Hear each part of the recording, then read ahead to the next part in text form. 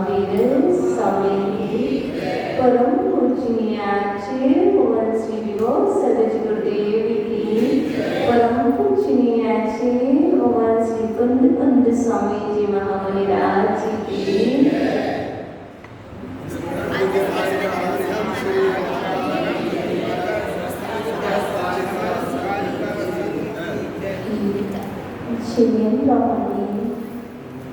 आगमवाणी तीर्थंकरवाणी सेवावाणी गुरुवाणी त्वमेव चेतो त्वमेव चेतो त्वमेव मम कंठ आगच्छतु आगच्छतु आगच्छतु अर्पण रत्नसार अर्थात त्रयाणसार ग्रंथराज पर प्रवचन एवं प्रकाश डाल रहे थे।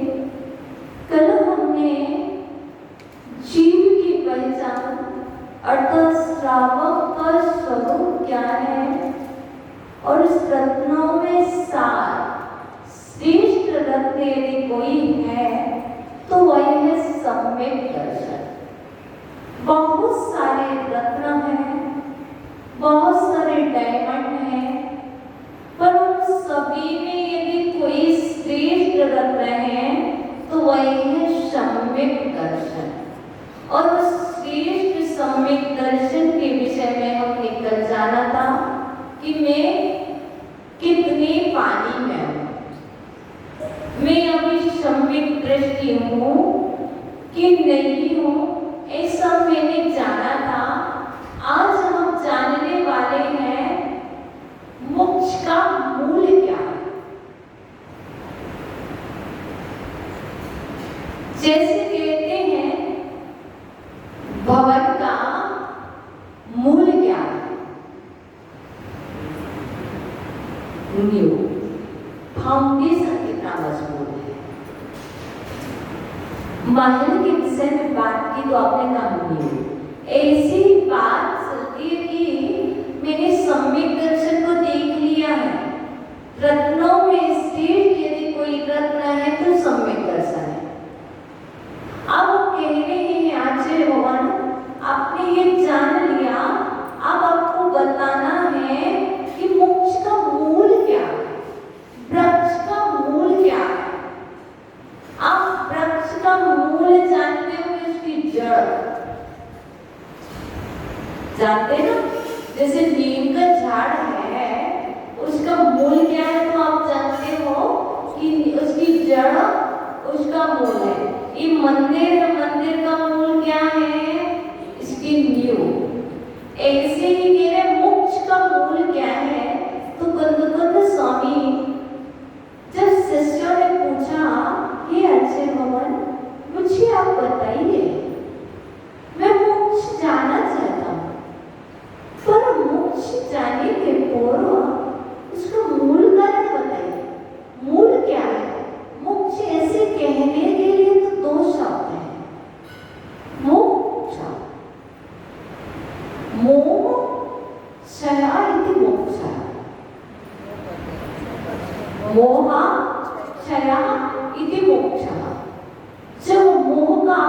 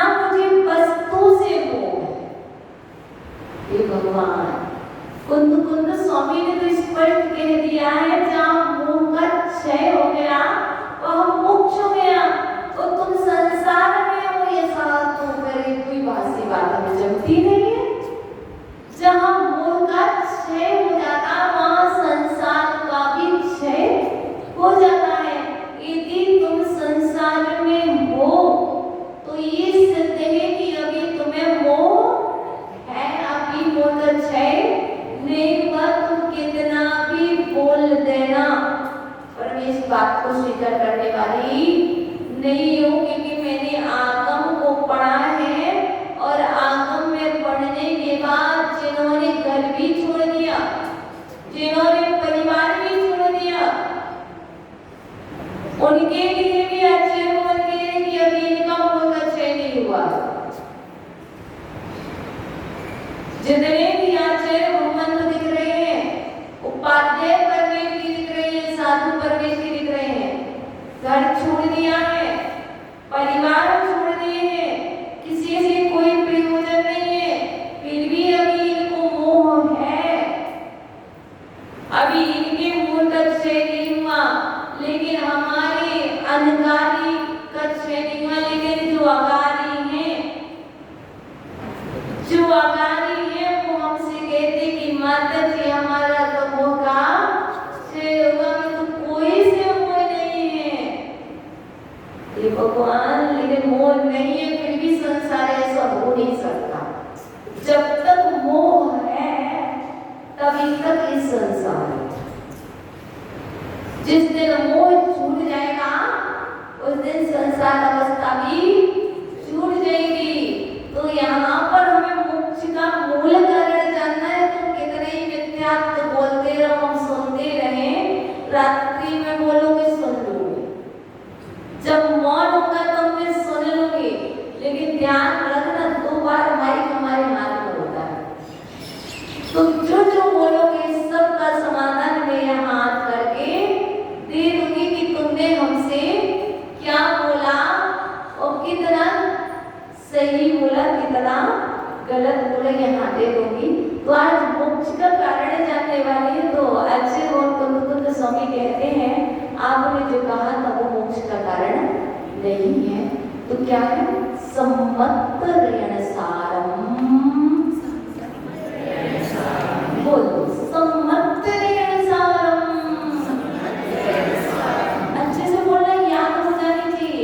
सम्मत ऋण सारम। मुख महारुखो, मुख महारुखो, मूल विधि बढ़ियम, मूल विधि बढ़ियम, सम्मति ऋण सारम। मुख्य महारुख मूल विधि बढ़ियम।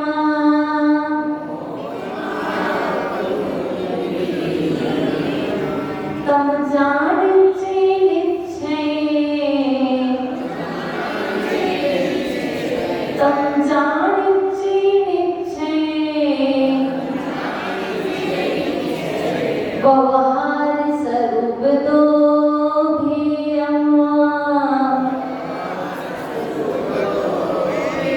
अब यहाँ पर हम प्रवचन ले रहे हैं, आपको तो पढ़ाने का काम हमने दे दिया माता जी को, है ना। जो जिनको पढ़ना नहीं आएगा तो उनको 8 बजे से 8:15 बजे तक की क्लास उच्चारण के लिए है।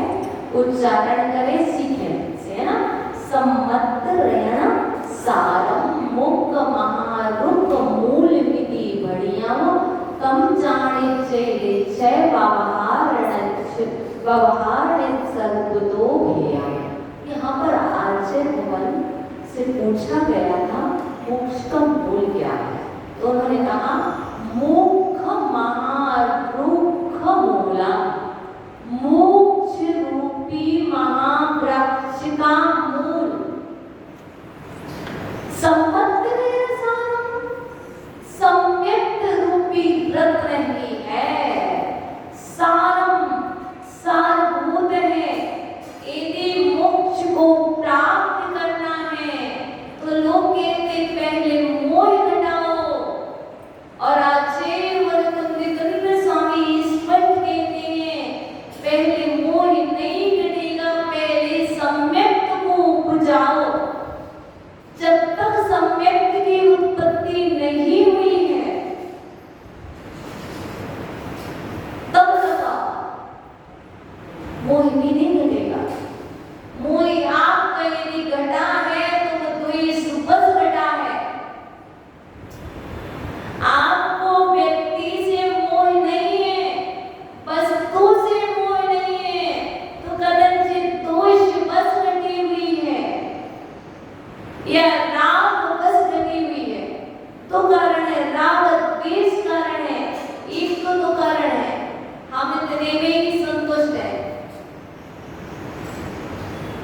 कि वो मुझे बोल रहे हैं। नहीं, मोह तो है, मोह तो है। तो यदि आपको मोक्ष प्राप्त करना तीव्र इच्छा है तो आचार्य वो कहते हैं यदि कोई चीज प्राप्त करने योग्य है, कोई सारवान पदार्थ है, दुनिया में सर्वश्रेष्ठ यदि कोई वस्तु है तो वो सम्यक रूपी रत्न ही सारभूत पदार्थ है। अब उस सारभूत पदार्थ के विषय में, उस वस्तु के विषय में कल हमने जान लिया था। मैं आपको स्पष्ट कह रही हूँ, सराफा का व्यापार करने वालों के यहाँ बहुत सारे रत्न मिल जाएंगे। ज्वेलरी के पास जाओगे, ज्वेलरी बाजार में जाओगे, बहुत सारे रत्न मिल जाएंगे, पर मैं स्पष्ट गारंटी से कह रही हूँ सम्यक रूपी रत्न नहीं मिलेगा। यदि मिल जाए तो मैं आपको कहती हूँ जयपुर चले जाओ, जयपुर के ज्वेलरी बाजार में मैं आपको कह रही हूँ 1 करोड़ रुपया, 2 करोड़, 10 करोड़, 20 करोड़, अरब खरब सब दे रही हो, लेकिन तुम मुझे सम्यक रूपी रत्न लेकर के आ जाओ, मिलेगा क्या? अरे मिलता है, मिलता है। हमने तो सुना है रेवाड़ी के बाजार में, रेवाड़ी के बाजार में, रेवाड़ी शहर की गलियों में सम्यक रूपी रत्न मिलता है। लेकिन आचार्य बोल स्वामी कह रहे हैं ये वह रत्न नहीं है जो आपको बाजार में मिल जाए, ये वह रत्न है जो आपके अंदर के बाजार में प्रकट होता है। ये वो रत्न नहीं है कि किसी को देखने से मिल जाए। ये जब तक आप अपने अंदर की आंखों से नहीं देखोगे तब तक प्रकट होने वाला नहीं है। इसलिए इसके लिए प्राप्त करना है तो मोह की चिंता मत करो, पहले तो आप सम्यक रूपी रत्न को प्रकट करो। देखो सब कुछ चला जाए, चिंता मत करना, सब कुछ चला जाए, बिल्कुल चिंता नहीं करना। तुमने कौन कौन से रत्न पहन रखे, पन्ना, नीलम, मूंगा, माणिक, है ना, नाना तरह के रत्न पहन रखे ना, सब में सभी पहन रखे होंगे। सब चीज का कोई कह रहा है कि शनि ग्रह के लिए ये रत्न पहनो, कोई कहता मंगल ग्रह के लिए ये पहनो, कोई कहता बुध ग्रह के लिए ये पहनो, कोई कहता गुरु ग्रह के लिए ये पहनो, कोई शुक्र के लिए, कोई राहु के लिए, कोई केतु के लिए, और कोई कहता है कि जैसे राहु है वो सिल्वर पहने, बेटा ना, कोई कहता है जैसे केतु है वो ये ग्रह पहने। मैं आज आपको एक रत्न बता रही, तुम ये रत्न पहन लो, तुम्हारे नवग्रह जो भी ग्रह है वो सारे के सारे ग्रह दूर हो जाएंगे, उसे कोई भी रत्न पहनने की आवश्यकता नहीं है। सब स्वामी यहाँ पर स्पष्ट कह रहे हैं, तो कह रहे यदि तुम्हें रत्न पहनने की शौक है, आपसे नहीं कह रहे और हम से कह रहे हैं, तो सुने आपसे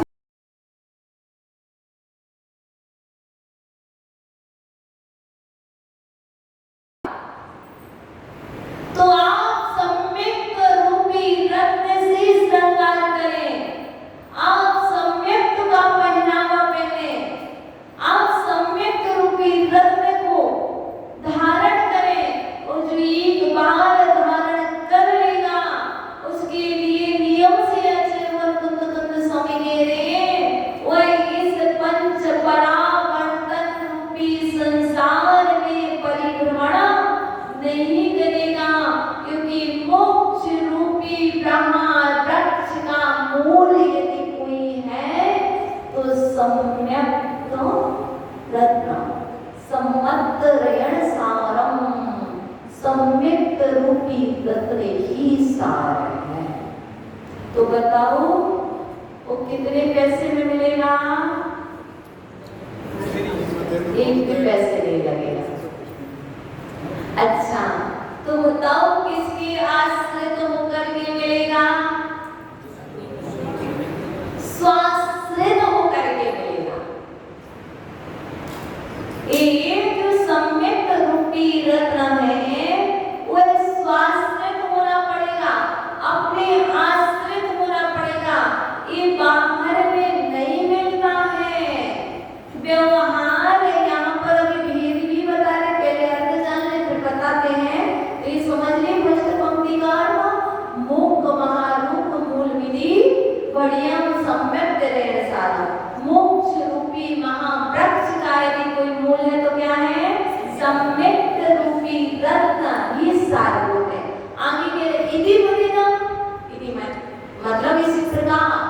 तमभरिदम कहा है। क्या कहा है?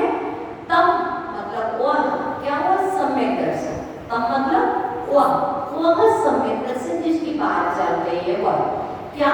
निश्चय व्यवहार सर्वतो भिन्नम, अर्थात निश्चय नहीं और व्यवहार नहीं के भेद से जाने चाहिए, दो भेद का जानना चाहिए।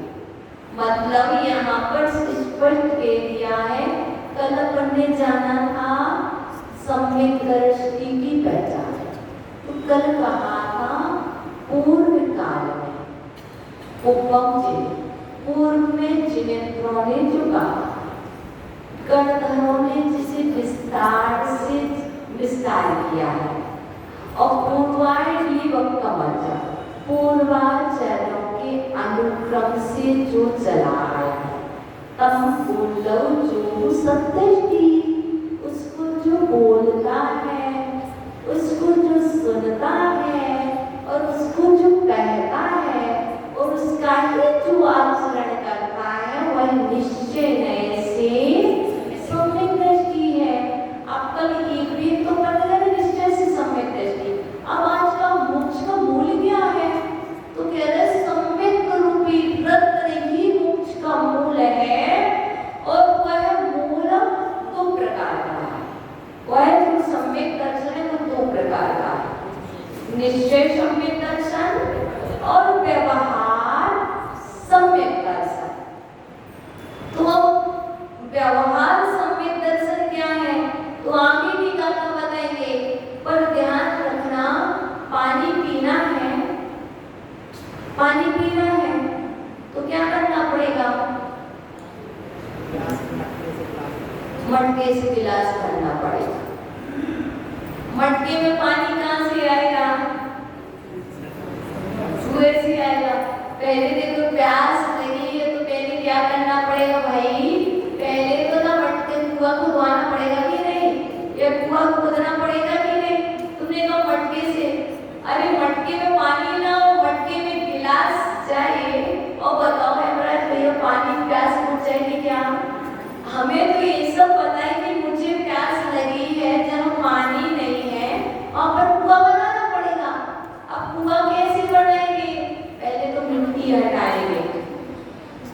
कुआं बनता कैसा? खोदना नहीं पड़ता, कुआं खोदना नहीं पड़ता, कुआं तो खुदाई है।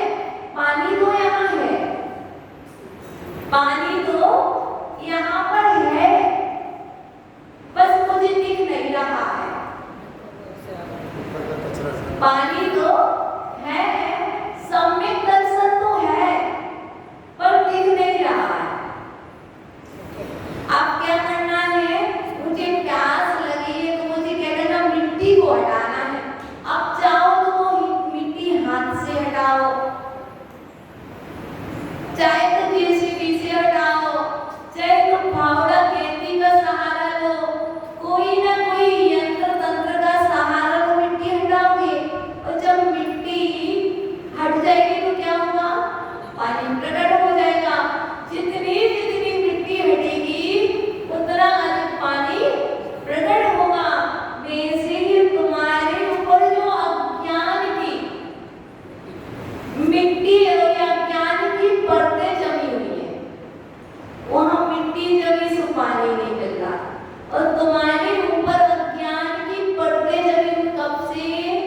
अनादि से अज्ञान की परतें जमी हुई है। कितने साल हो गए? कोई कहता 84 लाख योनि में भ्रमण कर रहा है। सच्ची कह रहे? अरे इनमें भ्रमण कर भी आए तो आपने अभी तक सम्यक रूपी रत्न रूपी सार को प्राप्त नहीं किया, और किया तो छूट गया। तो आज तक वो अपने अज्ञान की परतें नहीं हटाए, अब उन परतों को हटाते जाए। रोज रोज प्रतिदिन एक एक परत हटाओ, एक एक लेयर निकालते जाओ।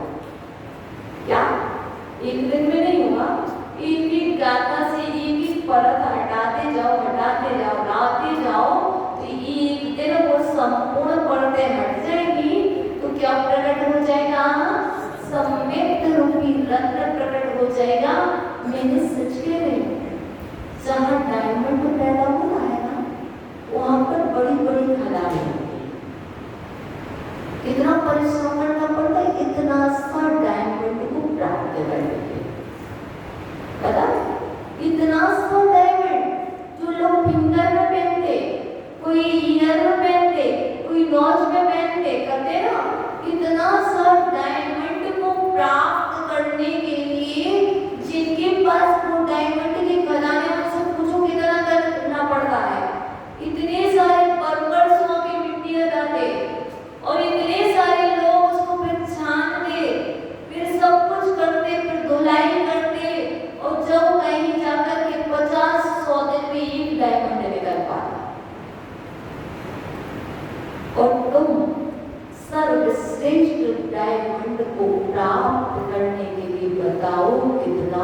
स्टार्ट कर लो। भाई वालों, बताओ तो सही, जो तुम्हारे साथ नहीं जाना, जो तुम्हारे साथ नहीं जाना, उसके लिए तुम कितने घंटे देते? 8 घंटे, 10 घंटे। जिस दुकान पर बैठ कर के जो तुम्हारे साथ नहीं जाना, उसके लिए कितना देते?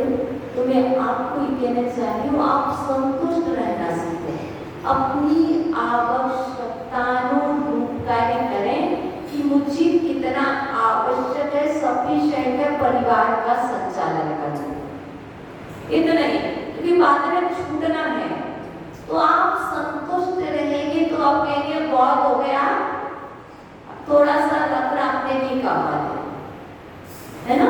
और ये रत्न एक बार प्राप्त हो जाए तो ये गारंटी भी लेते कि यहाँ से जब भी तुम जाओगे अपने साथ लेकर के जाओगे, ये वो डायमंड है कि आपकी ये देह तो यही छूट जाएगी, लेकिन देही के साथ ये डायमंड साथ जाएगा।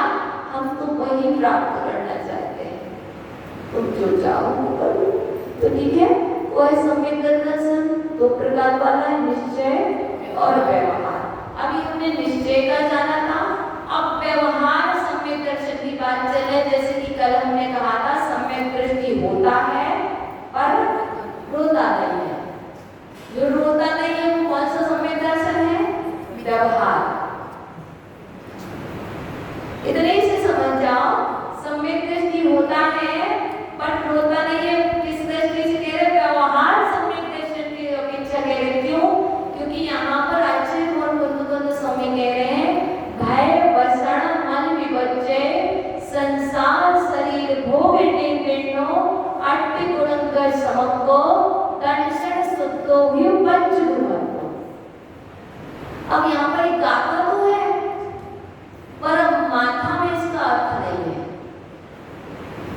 तो कह रहे हैं जो व्यवहार सम्यक दर्शन है वह क्या है?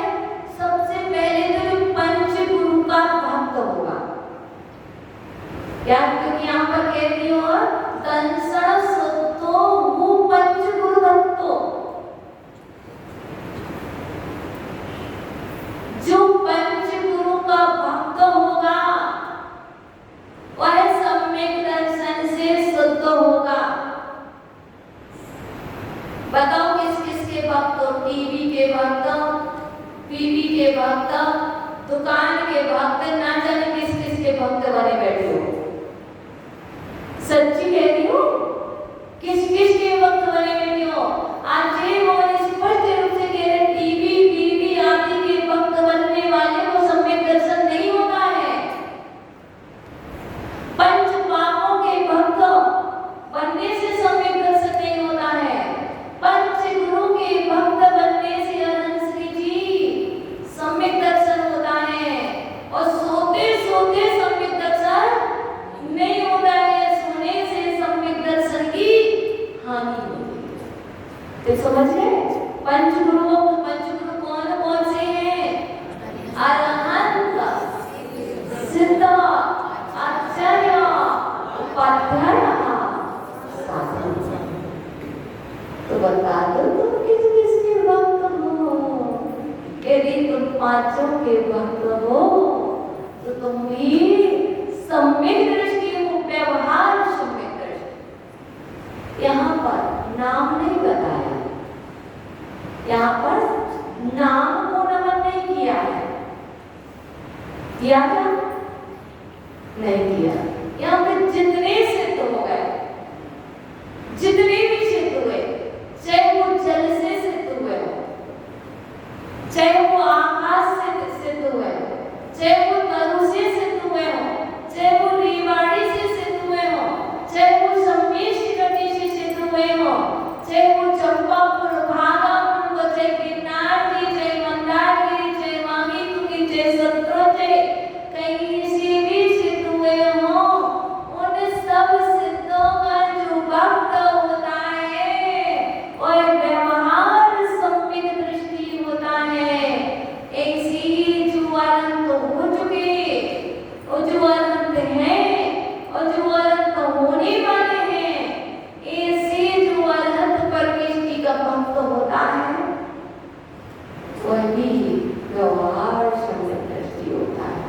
तो आचार्य होने से आचार्य भगवान,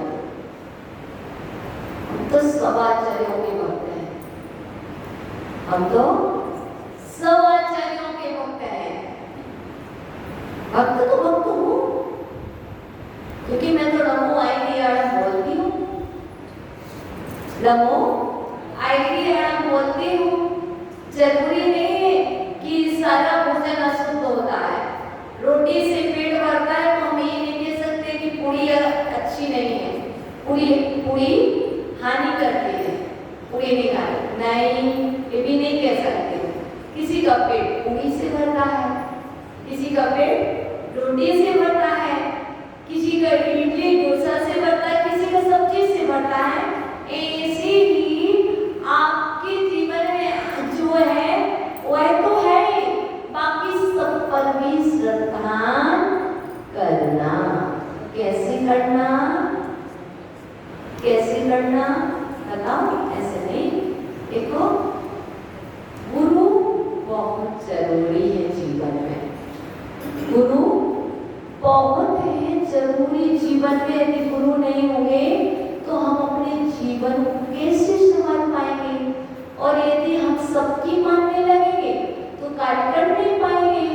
यदि मैं सभी को पिता मानने लगूं, मैं सबको पिता मान लूं, ये भी पापा, ये भी पापा, ये भी पापा, ये भी पापा, ये भी माँ, ये भी माँ, ये भी माँ, तो मतलब किसी की सुन पाऊंगी क्या?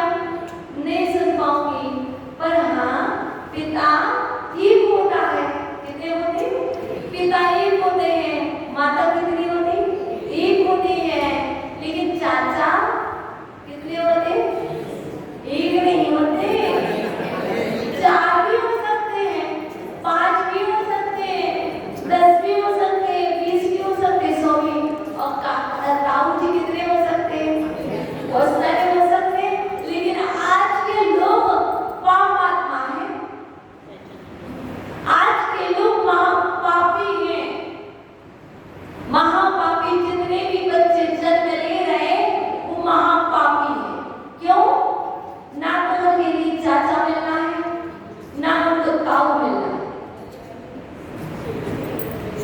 है ना, ना किसी को बुआ मिलनी है, ना किसी को मामा मिलने की। अब तो कह तो दो या करिए, है क्या? तो यहाँ पर अच्छे को यही बात तो कह रहे हैं कि इतने पापात्मा जीव पैदा होंगे कि उसका दूसरा भाई भी नहीं है। धिक्कार है ऐसे पापात्मा को, धिक्कार है ऐसे माता पिता को, धिक्कार है। यदि उसका पुण्य होता तो अपना पुण्य लाता, और पुण्य से पालन होता तो कौन होते उसका पालन करने वाले। यदि आपने ये बात मान ली है, मैं ही पालन कर रहा हूं, तो तुम्हारी सोच मिथ्या दृष्टि की सोच है। आगम से कह रही हूं, क्योंकि पद्म पुराण में अंजना माता, मां सती अंजना वन में भ्रमण कर रही है, दर-दर के ठोकर खा रही है। जब अंजना की दासी अंजना से कहती है क्या होगा अंजना, तब वो कहती है चिंता ना करो दासी, वह भी अपने विधि का विधान साथ लाया। पिता ने घर से निकाल दिया, सासू माँ पति ने भी निकाल दिया, और अंजना माता दर-दर में भटक रही है। और वो भी क्या श्रद्धांत की है, शास्त्र पर, माँ जिनवाणी पर श्रद्धांत की, और कह रही है वह भी अपनी विधि का विधान साथ लाया होगा। मैं कुछ नहीं कर सकती। यदि उसका पुण्य है तो वह पद जाएगा, वह पढ़ जाएगा, और वह भवनों में रह लेगा। तुम क्या करने वाले हो? तुमने समझ लिया मैं ही पालनहारा, और तुमने उस पालनहारी के चक्कर में उस बच्चे का पुण्य छीन लिया। इसलिए समझ के चलना, जितने भी बच्चे से फिजिकल है, समझ के चलना, इससे ज्यादा कोई पापात्मा नहीं है, इससे ज्यादा कोई पापात्मा नहीं है। हाँ, सत्य तो सत्य है, और ये सत्य ऐसे पापात्मा जीव जैसे जैसे ज्यादा जन्म लेंगे वैसे वैसे धर्म ह्रास को प्राप्त होता जाएगा। और धर्म का ह्रास इसीलिए हो रहा क्योंकि अब पापात्माएं पैदा होने लगी, और उन पापात्माओं के पैदा होते होते ही माता पिता के परिणाम चेंज होने लगे कि एक ही बच्चा, क्यों? तो ही क्यों? क्योंकि पापात्मा का प्रभाव। इसलिए यदि कोई पुण्यशाली होंगे तो उनकी बहन भी होगी, उनका भाई भी होगा, और एक ही भाई नहीं, दो भी भाई होंगे, दो भी बहनें होंगी। आज वो धन है जिनके बहुत सारे बच्चे हैं। आज समाज को उनको सम्मानित करना चाहिए। क्या? समाज में एक सम्मान होना चाहिए, एक ऐसा कुछ होना चाहिए जिनके 3 बच्चे हैं, उन्हें तो सम्मान बड़ी सभा में करते हैं। ऐसा होना चाहिए, जो ऐसा करेगा उनको बिल्कुल सम्मान नहीं देना चाहिए। एक बच्चे तो पापात्मा। इसलिए यहाँ पर आचार्य बाबा ने स्पष्ट कह दिया, और अपने माइनस मॉडल को खोल लेना। या तो तुम्हें एक बच्चा चाहिए, 2 बच्चा चाहिए, तुम्हें स्पष्ट रूप से कह रही हूँ, ब्रह्मचर्य व्रत को ग्रहण करो फिर आजीवन। तीर्थंकर बालक अपनी माता पिता की इकलौती संतान होते हैं। यदि कोई हमें आंसर देने आए कि माता जी तीर्थंकर भी तो अपने माता पिता की इकलौती संतान है, तो मैं आज उनको स्पष्ट रूप से कहने वाली हूँ कि वो अपनी माता पिता की इकलौती संतान इसलिए है क्योंकि जिस दिन वह बालक गर्भ में आया था उसी दिन से उनके माता पिता ने आजीवन असीधारा ब्रह्मचर्य व्रत को स्वीकार कर लिया था। तो करो आजीवन ब्रह्मचर्य व्रत स्वीकार, फिर एक बच्चा चलेगा, फिर 2 बच्चे चलेंगे। लिया किसी ने? व्रत भी नहीं लिया और पाप को भी नहीं रोका। यदि तुम पाप का त्याग कर देते तो मान लेते तुम्हारा बच्चा पुण्यात्मा। इसलिए इस बात को बिल्कुल मानस पटल से हटा दो कि तुम पालन करोगे। मेरा पालन कौन करेगा? मेरा पुण्य करेगा। मेरी पढ़ाई कौन कराएगा? मेरा पुण्य कराएगा। मेरी परवरिश कौन करेगा? मेरा पुण्य करेगा। जिसके माता पिता भी नहीं होते उसका भी पालन होता है, जिसके लिए घर में रहने को नहीं होता उसका भी पालन होता है। देवता आते हैं, यदि पुण्यात्मा आता है तो देवगण उसकी मदद कर जाते हैं। इसलिए आप ये सारी चीजें अपने मानस पटल से हटा दें, और जब हटा देंगे तभी तुम सम्यक दृष्टि बचोगे।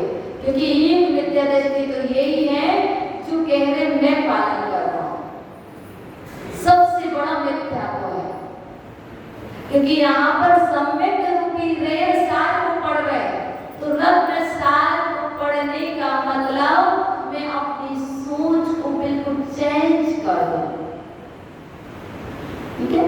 क्योंकि यहाँ जो पंच गुरु का भक्त है वो सम्यक दृष्टि है, पर पंच गुरु का भक्त तो वही होगा जो भगवान की बात मानेगा।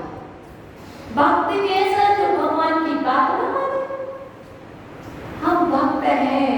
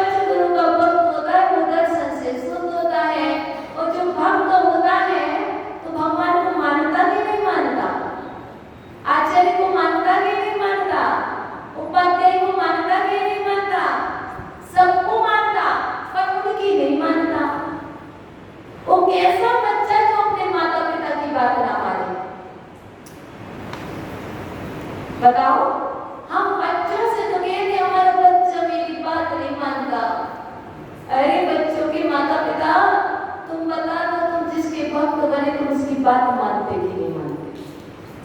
जब तुम नहीं मानते तो तुम अपने बच्चे से कैसे कह सकते हो कि वो मेरी बात नहीं मानता? तुमसे पहले कह रही हो तुम बात मानना प्रारंभ कर दो। भगवान की ये जो पंच गुरु है वो तुम्हारे भगवान है, वो धरती के देवता है। इसलिए यहाँ पर व्यवहार सम्यक दर्शन की बात चल रही है और तुम्हारे अंदर का सम्यक दर्शन हम प्रकट करवाने के लिए है, ना कि उसको दूर कराने के लिए। इतने आचार्य भगवंत बोल रहे हैं, इतना कुंद स्वामी लिख के चले गए, लेकिन जो लिखा है उस पर श्रद्धा नहीं है। हम तो जो लख रहे हैं उस पर श्रद्धा है। जो तुम लख रहे हो वो गलत है। जो इसमें लिखा है यदि उसको लखोगे जीवन में तो वही सत्य है। सत्य है, सत्य है, सत्य है। क्या सत्य है? कुंद स्वामी की वाणी सत्य है। और बाकी आज के पंचम काल में सोचने वाले जीवों की वाणी सत्य नहीं है। इसलिए आचार्य वगैरह सत्य को समझो। तुम्हारा समय 9 बज गए हैं। इसका तात्पर्य यदि मैं बोलूंगी तो 10 दिन भी निकाल सकती हूँ। शेष विषय को व्यवहार सम्यक दर्शन को अच्छे से बताऊं। मैंने सिर्फ एक चरण लिया है, दर्शन शुद्धो पंच गुरु। तो बोल दो जल्दी, दर्शन शुद्धो। अच्छे से बोलो, दर्शन शुद्धो पंच गुरु। दर्शन शुद्धो पंच गुरु। अच्छे से दर्शन शुद्धो पंच गुरु। दर्शन शुद्धो पंच गुरु। कहाँ शुद्धो? का भक्तो? देवी भक्तो? स्वामी भक्तो? है ना? देवी भक्तो समझ जाना। का भक्तो? पंच गुरु भक्तो। कहाँ शुद्धो? कौन सा रत्न शुद्धो? संवत्सरेण सारं शुद्धो। कहाँ रत्न शुद्धो? संवत्सरेण सारं शुद्धो। कहाँ शुद्धो? दर्शन शुद्धो। कहाँ भक्तो? पंच गुरु भक्तो। कौन भक्तो? अहम भक्तो। कौन भक्तो? अहम भक्तो, मैं भक्तो। दूसरों को नहीं कहूँगा, मैं कहूँगा कि मैं ही पंच गुरु का भक्त हूँ, मैं ही दर्शन से शुद्ध हूँ, मैं ही सम्यक रूपी रत्न सार को प्राप्त करने आया हूँ। आज इसका चरण, एक चरण याद हो गया ना, इस एक चरण को माथा में रखे रहना। दर्शन शुद्धो पंच गुरु भक्तो। इसका अर्थ समझ में आ गया? जो पंच गुरु का भक्त होता है वह सम्यक दर्शन से शुद्ध होता है। जो पंच गुरु का भक्त होता है वह सम्यक दर्शन से शुद्ध होता है। दर्शन शुद्धो पंच गुरु भक्तो। तो आगे का इस चैप्टर को कल पुनः लेंगे। कल आगे के चैप्टर जो है वसन हल विभज्य, ये जो भी बातें हैं कल इसको समझेंगे, क्योंकि आज 9 बज गए हैं। तो कल आओगे? आओगे कैसे? तो भगवान को बोल जाओ ना, भूल न जाना सपनों में आना। जैसे भी हो हमको अपने दर पर ले आना। तेरे दर पर ऐसा लगता जो अपना घर हो।